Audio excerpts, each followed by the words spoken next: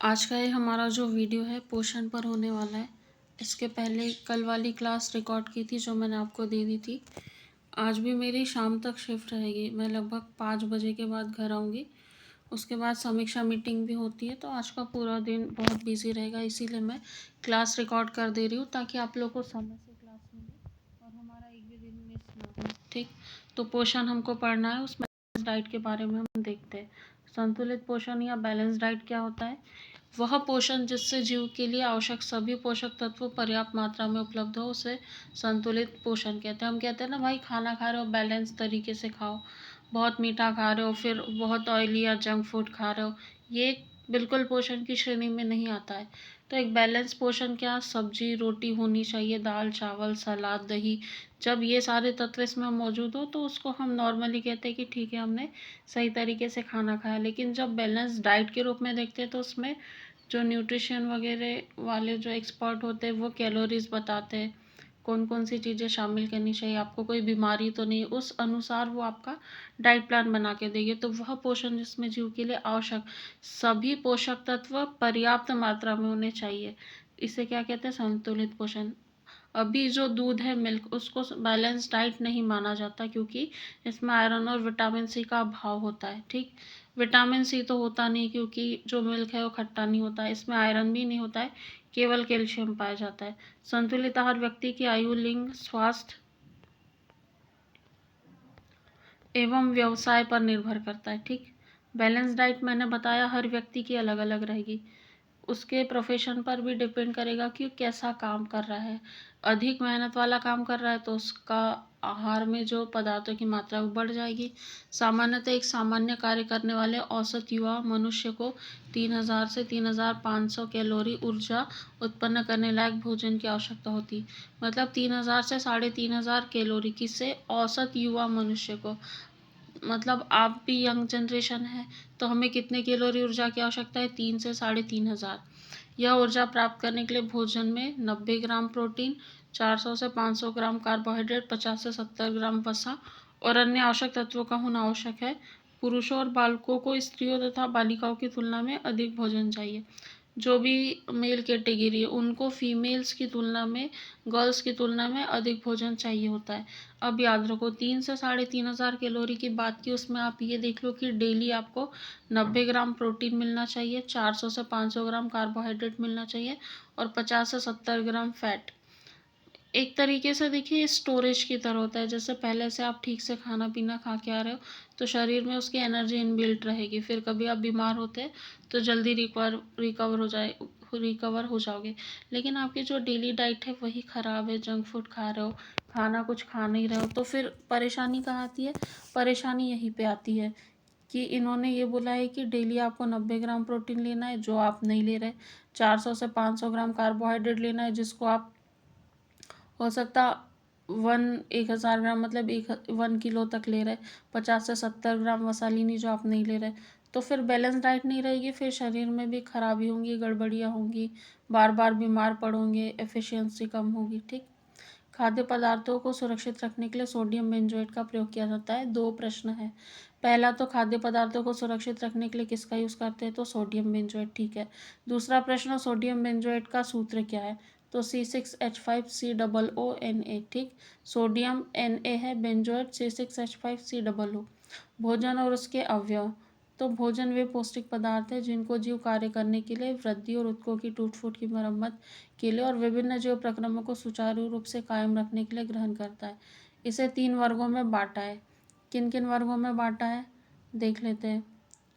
एक तो ऊर्जा प्रदान करने वाले भोज्य पदार्थ जो हमें एनर्जी देते होंगे, दूसरा शरीर निर्माण करने वाले भोज्य पदार्थ जिससे हमारे शरीर का निर्माण होता है, और तीसरा प्रतिरोधी क्षमता प्रदान करने वाले भोज्य पदार्थ हमारे इम्यून सिस्टम को स्ट्रॉन्ग करती है। यहाँ कुछ संस्थानों के नाम दिए, बिल्कुल रट लेना है। राष्ट्रीय पोषण और अनुसंधान संस्थान हैदराबाद। देखो, बाद मतलब बाद, सारे काम तुम बाद में करना, ठीक है, सारे काम बाद में करना। हैदर को कह रहे, हैदर तुम सारे काम बाद में करना, सबसे पहले क्या करो, पूरे राष्ट्र के पोषण और उसके अनुसंधान पर काम करो।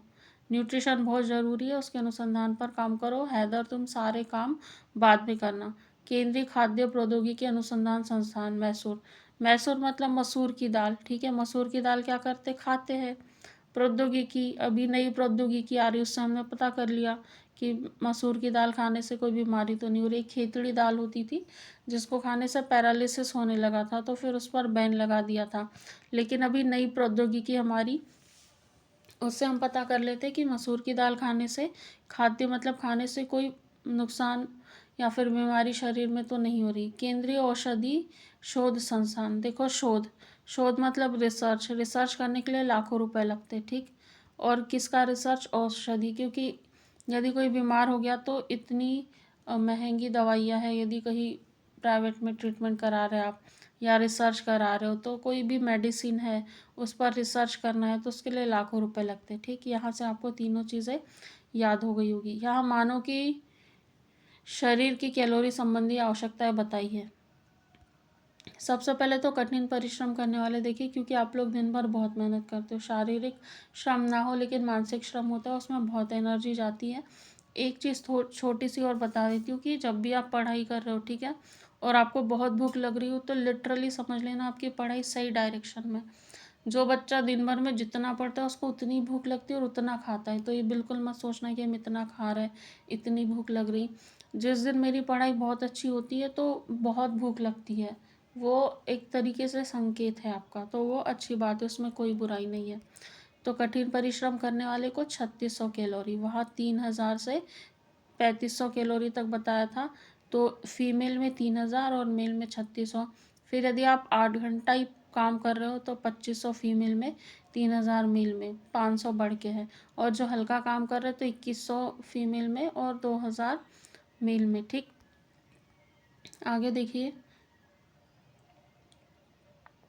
एक संतुलित आहार तालिका दी है, ये उतना कुछ खास नहीं है, आप अपने स्तर पर भी देख सकते हो।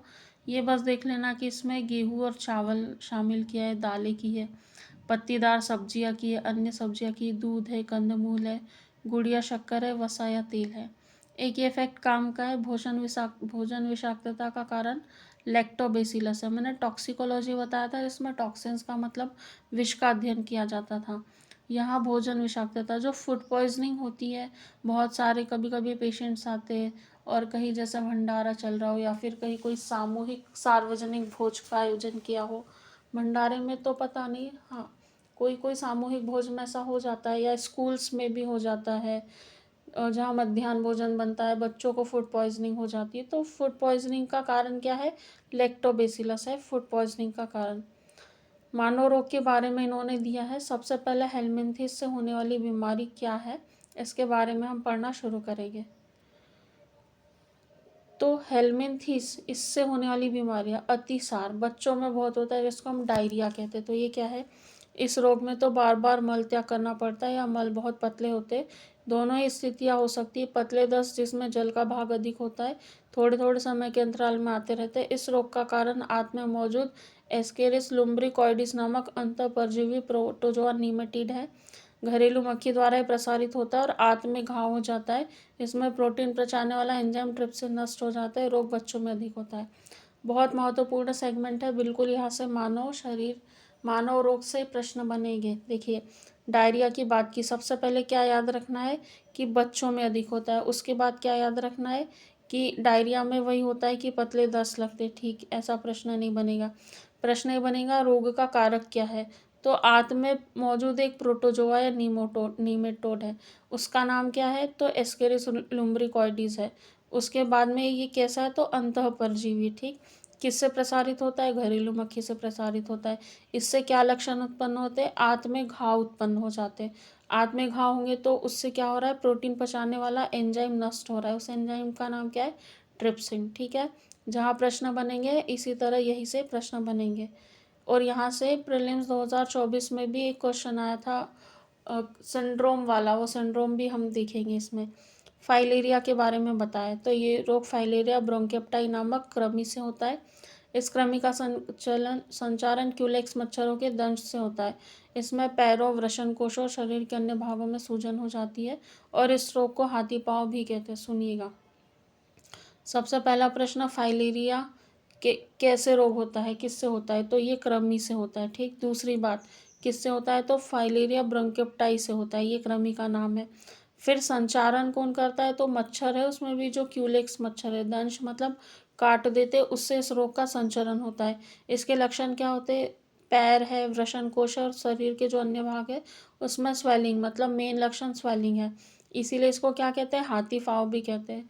आपने देखा होगा कुछ कुछ लोगों का पाँव इतना मोटा हो जाता है, सूजन आ जाती पूरी, वो क्यों, हाथी पाँव हो जाता है वो। तो कृमि वाले दो हो गए, ठीक। फाइलेरिया और डायरिया दोनों प्रोनाउंस करने में भी सिमिलर है। उसके बाद में फफूंद, फफूंद मतलब फंगस। तो फफूंद से दमा या जिसे अस्थमा कहते हैं, एथलीट फुट, खाज, गंजापन देखते हैं। फंगस से होने वाली बीमारियां, मनुष्य के फेफड़ों में एस्परजिलस फ्यूमिगेट्स नामक कवक के स्पोर पहुंचकर वहां जाल बनाकर फेफड़े का काम अवरुद्ध कर देते, संक्रामक रोग है। देखिए जो फंगस है, आपने देखा होगा फंगस क्या है, जाल बना के रहती है, ठीक है, पतले से रेशों का इनका जाल होता है। तो इसमें क्या होता है, ये जो अस्थमा या दमा वाली बीमारी है, दमा में क्या हो जाएगा कि जो एस्परजिलस फ्यूमिगेटस है, ये जो कवक है, इसके स्पोर कहाँ पहुँचेंगे, फेफड़े में पहुँचेंगे, वहाँ क्या बनाएंगे, जाल बनाएंगे, और फिर जाल बनाएंगे तो काम अवरुद्ध हो जाएगा, मतलब एक तरफ से संक्रामक रोग है, एक व्यक्ति से दूसरे व्यक्ति में फैल सकता है ये। एथलीट फुट, फुट मतलब पैर, याद रखना, पैर मतलब पेडिस या पैर, ठीक। तो टीनिया पेडिस नामक कवक से होता है। ये किसका संक्रामक रोग है, स्किन का है, पैरों की त्वचा के कटने फटने और मोटे होने से होता है, ठीक। पैरों की त्वचा कट फट गई, मोटी है, उससे ये संक्रामक रोग है, टीनिया पेडिस से होता है, और ये कवक है। उसके बाद खाज की बात करते हैं, तो रोग एकेरस स्केबीज नामक कवक से होता है, और इसमें त्वचा में खुजली होती है और सफ़ेद दाग पड़ जाते हैं, ठीक। जो खाज है किस कवक से होता है, एकेरस स्केबीज से। इसमें त्वचा में क्या होती है, खुजली होती है और कैसे दाग पड़ जाते हैं, सफ़ेद दाग। गंजापन क्या होता है, टीनिया कैपिटिस नामक कवक से होता है, और इसमें क्या होता है, सिर के बाल गिर जाते, ठीक। मैंने बताया था आपको गंजापन, मैंने बोला था गंजा किसी व्यक्ति को गंजापन है तो कैप लगाएगा, कैप लगाएगा, कहाँ लगाएगा, सिर पे लगाएगा, मतलब सिर के बाल गिर गए, और कैप से कैपिटिस, टीनिया कैपिटिस। दाद, रिंगवर्म, हर किसी को हुआ होगा, शायद हुआ नहीं, पता नहीं, लेकिन सबको अनुभव होगा। यह ट्राइकोफाइटन लेरुकोसम नामक कवक से फैलता है, संक्रामक रोग है, त्वचा पर लाल रंग के गोले पड़ जाते हैं और वो निरंतर फैलते ही रहते हैं, उसका सही समय पे ट्रीटमेंट ना करे तो जो दाद है ट्राइकोफाइटन लेरुकोसम नामक कवक से फैलता है। आगे देखिए, यहाँ परजीवी से होने वाले रोग के नाम बताए हैं। परजीवी प्रोटोजोआ में कौन होते हैं, अच्छा परजीवी किसे कहते हैं, परजीवी वे होते हैं जो किसी दूसरे के शरीर में निवास करके वहाँ से पोषण प्राप्त करते हैं। मलेरिया, पायरिया, सोने की बीमारी, पैचिस और कालाजार। अब मलेरिया देखो, मलेरिया बहुत फेमस है, प्लाज्मोडियम परजीवी से होता है, और मादा एनाफिलीज इसका मच्छर होता है। इसमें जो हमारी आरबीसी और स्प्लीन है वो इफेक्ट होती है, ठंड के साथ बुखार आता है। पायरिया में क्या होता है, मसूड़ों की बीमारी, एंटमीबा जिंजेवेलिस से होता है। जिंजर है ना, जैसे जिंजर है, अदरक बोलते हैं, मुंह में चबाओ, तो ऐसे एंटमीबा जिंजेवेलिस, जिंजर से जिंजेवेलिस, मसूड़ों से ब्लड निकलता है। सोने की बीमारी, ये सीसी मक्खी के काटने से होती है और इसमें बहुत नींद के साथ बुखार आता है। ट्रिपेनोसोमा परजीवी और मस्तिष्क को प्रभावित करता है। पेचिस आंत से संबंधित है, एंटमीबा हिस्टोलिका श्लेष्मा के साथ, खून के साथ इसमें दस्त होते हैं। जो कालाजार है उसे अस्थि मज्जा को, बोन मेरो को हमारी इफेक्ट करता है। लिश्मेनिया डोनावानी है, बालू मक्खी से काटने से होता है, या बालू मक्खी भोजन के ऊपर बैठ गई, वो भोजन आपने ग्रहण कर लिया। फिर तेज बुखार इसमें आता है, इसका लक्षण है। टेनियासिस आंतों का संक्रमण है जो टाइप 1 की 3 प्रजातियां, टेनिया सोडियम, टेनिया सगिनाटा और टेनिया एशियाटिक के कारण होता है। टेनियासिस किससे संबंधित है, आंतों का संक्रमण है, वो 3 प्रजातियों से होता है, किसकी, टाइप 1 की, इसके नाम दिए हैं। उसके बाद जीवाणु के द्वारा होने वाले जो रोग है वो बताया है। तो टिटेनस किससे होता है, देखो टिटेनस क्लॉस्ट्रीडियम टिटेनी, मैंने बताया था मिट्टी में जीवाणु पाया जाता है, इसलिए हम बच्चों को मना करते मिट्टी मत खाओ। प्रभावित अंग क्या है, तंत्रिका तंत्र है। तेज बुखार, शरीर में ठंड और जबड़ा बंद होता है। हैजा आंत से संबंधित है, क्योंकि दस्त और उल्टियाँ होती तो आंत की बीमारी है, विब्रियो कॉलरी से फैलता है। टाइफाइड, साल्मोनेला टाइफी, ये भी आंत का है, जहाँ भी आंत का रहेगा वहाँ पे सिर दर्द, पेट दर्द और फिर दस्त, उल्टी, ये सब रहेंगे ही रहेंगे। क्षय रोग, ये ट्यूबरकुलोसिस, माइकोबैक्टीरियम ट्यूबरकुलोसिस, और ये लंग्स आपके फेफड़े को खराब करता है। तो खांसी आएगी, उसके साथ कफ और ब्लड निकलेगा। डिप्थीरिया, कॉर्निबैक्टीरियम डिप्थीरी, ये श्वास नली को प्रभावित करता है। जब श्वास नली प्रभावित होंगी तो सांस लेने में कठिनाई होगी, सांस लेने में कठिनाई तो दम घुटेगा और हल्का बुखार आएगा और वजन घट जाएगा। प्लेग, पास्चुरेला पेस्टिस, इसमें फेफड़ा और कारों दोनों पैर के बीच ये बहुत तेज बुखार और शरीर पे गिल्टियाँ पड़ जाती इसमें प्लेग में। ठीक, याद रखना, शरीर में गिल्टियाँ किस रोग में पड़ती? प्लेग में। काली खांसी, हीमोफिलस पर्टुसिस, और ये श्वसन तंत्र को प्रभावित करता है, लगातार खांसी आती है। निमोनिया, डिप्लोकोकस निमोनी, फेफड़े को प्रभावित करता है, तेज बुखार और फेफड़ों में सूजन आती है। फिर जो कोढ़ है, माइक्रोबैक्टीरियम लेप्री, तंत्रिका तंत्र और त्वचा को प्रभावित करता है, शरीर पर चकत्ते पड़ते और तंत्रिकाएं प्रभावित होती हैं। गोनोरिया, नाइसेरिया गोनोरियाई, मूत्र मार्ग को प्रभावित करता है, उसमें स्वेलिंग आ जाती है। सिफिलिस जो होता है ट्रेपोनोमा पैलिडम से होता है, उसमें शीशन में घाव हो जाता है। उसके बाद पेप्टिक अल्सर, ये छोटी आंत को प्रभावित करता है। हेलिकोबैक्टर पाइलोरी, आंत में दर्द, उल्टी या मतली आना। देखो, ये जो पेप्टिक अल्सर है ये छोटी आंत को प्रभावित कर रहा है। यहाँ आपको बड़ी आंत दे देगा फंसाने के लिए, ठीक, लेकिन बड़ी आंत नहीं है, छोटी आंत को प्रभावित कर रहा है। और इसके अलावा जो भी हमने हैजा, डायरिया, हैजा वगैरह पढ़े थे वो केवल आंत लिखा था, वहाँ छोटी आंत बड़ी आंत कुछ भी नहीं था। लेकिन पेप्टिक अल्सर की बात करें तो छोटी आंत को प्रभावित करता है। अल्सर किस तरह से होते हैं? छोटे छोटे होते हैं, ऐसे याद रखना। तो छोटी आंत को प्रभावित करेगा। कुछ बिंदु दिए हैं यहाँ पर, उसको देखते हैं हम। मैकुलाच ने 1827 में सर्वप्रथम मलेरिया शब्द का प्रयोग किया। मलेरिया रोग की पुष्टि रक्त की बूंद और पीएफ मामलों के लिए आरडी किट सूक्ष्मदर्शी जांच से की जाती थी। जो लेवरन है 1880 में मलेरिया से पीड़ित व्यक्ति के रुधिर में मलेरिया परजीवी प्लाज्मोडियम की खोज की। प्लाज्मोडियम वाइवेक्स मलेरिया परजीवी की 6 प्रजातियों में से एक है जो आवर्ती मलेरिया का कारण बनती है। यह कम विषैला होता है, लेकिन स्पेनोमेगाली पैथोलॉजिकल रूप से बढ़ती हुई प्लीहा के कारण गंभीर बीमारी और मृत्यु का कारण बन सकता है। प्लाज्मोडियम फाल्सिपेरम 6 में से सबसे घातक मलेरिया का कारण बनता है। अब क्या बोल रहे हैं मलेरिया के बारे में, इन्होंने पूरा ज्ञान दिया है। उन्होंने बोला सबसे पहले 1827 में मलेरिया शब्द का प्रयोग किया। किसने किया? मैकुलाच ने। मलेरिया रोग की पुष्टि कैसी होती है? जो ब्लड की ड्रॉप है और जो पीएफ मामले, उसके लिए आरडी की जो सूक्ष्मदर्शी माइक्रोस्कोप, उससे हम इन्वेस्टिगेशन करते हैं। उसके बाद लेवरन है, इसने मलेरिया से जो पीड़ित व्यक्ति उसके ब्लड में मलेरिया परजीवी की खोज की। उसका नाम क्या था? प्लाज्मोडियम था। तो 1827 में शब्द दिया, लेकिन 1880 में जाके उस पीड़ित व्यक्ति के ब्लड में उस प्लाज्मोडियम की खोज हो पाई। 1827 से 1880 का सफ़र। प्लाज्मोडियम जो वाइवेक्स है मलेरिया परजीवी की 6 प्रजातियों में से एक है। एक प्रश्न और बना, मलेरिया परजीवी की कुल कितनी प्रजातियाँ? 6। फिर एक और कि सबसे घातक मलेरिया का कारण कौन सी प्रजाति बनती है? प्लाज्मोडियम फाल्सिपेरम जो है सबसे घातक कारण बनती है, फाल्सिपेरम। ठीक, उसके बाद में एक आवर्ती मलेरिया का कारण बनती है जो प्लाज्मोडियम है। ये कम विषैला है, लेकिन स्पेलोनोमेगाली मतलब क्या होता है? जो बढ़ती हुई प्लीहा का आकार बढ़ने लगता है। इसके कारण ये क्या है? किसी व्यक्ति की मृत्यु का कारण बन सकता है और गंभीर बीमारी उसके शरीर में हो सकती है। एक टर्म और दिया है मलेरिया के बारे में कि रोनाल्ड रॉस ने 1887 में मलेरिया परजीवी द्वारा मलेरिया होने की पुष्टि की और बताया कि मच्छर इसका वाहक था।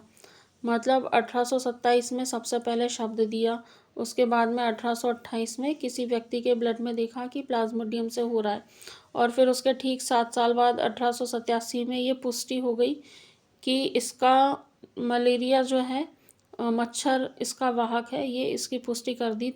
मलेरिया के ऊपर 3 अलग अलग वैज्ञानिकों ने अपने शोध किए। आगे मलेरिया के बारे में ही दिया है। और मादा एनाफिलिस को मादा एक्यूलेक्स से अलग किया जा सकता है क्योंकि अधः स्तर की सतह के समांतर बैठती है। एनाफिलिस मच्छर अपने शरीर की सतह से 45 डिग्री पर कोन बनाता है। आपकी शरीर की सतह से 45 डिग्री पर कोन बनाता है। जब भी मच्छर आके काटे तो देख लेना। मलेरिया रोग में लाल रुधिराणु आरबीसी हमारे नष्ट हो जाते हैं, ब्लड में कमी आती है, और इसके उपचार में क्विनैन, पेलुड्रिन, क्लोरोक्विन, प्रिमाक्विन औषधि ये लेनी होती है। आपको मन से नहीं लेना है, डॉक्टर जो भी प्रिस्क्राइब करे वही लेना है। लुई पाश्चर ने रेबिस का टीका और दूध के पाश्चराइजेशन की खोज की। बच्चों को जो डीपीटी टीका देते इसका फुल फॉर्म क्या है? डिप्थीरिया, पर्टिसिस और टेटनस। ठीक, ये प्रतिरक्षीकरण के लिए दिया जाता है, इम्यूनाइजेशन के लिए दिया जाता है डीपीटी का टीका।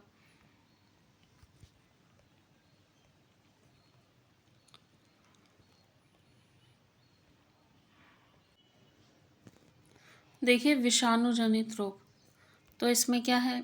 एड्स है, डेंगू है, पोलियो है, इन्फ्लुएंजा, चेचक, छोटी माता, गलशोथ, खसरा, ट्रेकोमा, हेपेटाइटिस, पीलिया, रेबीज, मेनिंजाइटिस, हर्पिस, कोविड, इन सारे के डिटेल वीडियो मैंने बना के रखे यूनिट 7 के लिए। उसकी लिंक मैं आप लोगों से शेयर कर दूंगी, लेकिन अभी यहाँ पर भी समझा देती हूँ। उसमें और डीपली और ट्रिक के साथ सारी चीज़ें उसी में याद करवा दी गई। जो एड्स है वो हमारे इम्यून सिस्टम को बिल्कुल डिस्ट्रॉय कर देता है, HIV वायरस से होता है और प्रतिरक्षा प्रणाली को प्रभावित करता है, WBC। डेंगू, जिसको हड्डी तोड़ बुखार भी कहते हैं, अरबो वायरस से होता है पूरे शरीर पर, मतलब सिर, आँख और जोड़, इसके लिए बहुत डेंजरस होता है, बहुत पेन होता है इसमें, इसलिए हड्डी तोड़ बुखार कहते हैं। आँखों, पेशियों और सिर और जोड़ों में दर्द होता है। जो पोलियो है वो पोलियो वायरस से होता है। गला, रीढ़, नाड़ी संस्थान, ये इसमें प्रभावित अंग है। ज्वर मतलब फीवर है, बदन में दर्द, रीढ़ की हड्डी आदि की कोशिकाएं नष्ट हो जाती है। इन्फ्लुएंजा मिक्सो वायरस से होता है। गलशोथ, छींक और बेचैनी पूरे शरीर को प्रभावित करता है। चेचक, ये भी कंप्लीट बॉडी को। वेरियोला वायरस से, छोटी माता, वेरिसेला वायरस से। गलशोथ, पैराथायराइड ग्लैंड, हमने जो ग्रंथि है उसमें पढ़ा था पैराथायराइड ग्लैंड, वहाँ से गलशोथ। ठीक, ज्वर के साथ मुंह खोलने में कठिनाई, इसका पूरा डिटेल वीडियो आपको सारी चीज़ें ट्रिक से, वहाँ बहुत थ्योरी भी है, इससे ज़्यादा है, जितनी सफिशिएंट है वहाँ कंटेंट आपको मिल जाएगा, मैं लिंक शेयर कर दूँगी। ट्रेकोमा आँख से संबंधित है, आँख लाल हो जाती है, आँख में दर्द। हेपेटाइटिस या पीलिया यकृत से संबंधित है, पेशाब पीला, आँख और त्वचा का पीला हो जाना।